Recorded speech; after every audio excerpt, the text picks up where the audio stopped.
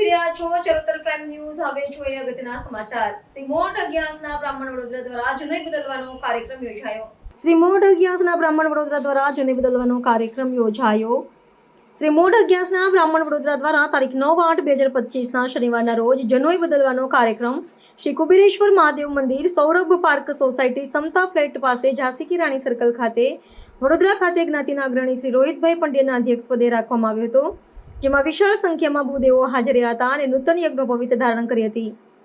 આજના પ્રસંગે સમાજની મહિલા અગ્રણી કોકિલાબેન, ઉર્મિલાબેન, ઉષાબેન, કલ્પનાબેન વગેરે દ્વારા ઉપસ્થિત ભાઈઓને રક્ષા બાંધવામાં આવી હતી.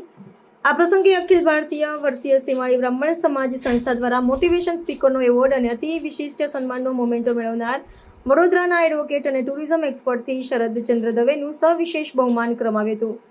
કાર્યક્રમને સફળ બનાવવા કન્વીનર રાકેશભાઈ પંડ્યા, તુષારભાઈ પંડ્યા વગેરે કમિટી મેમ્બર્સ અથાગ પરિશ્રમ કર્યો હતો.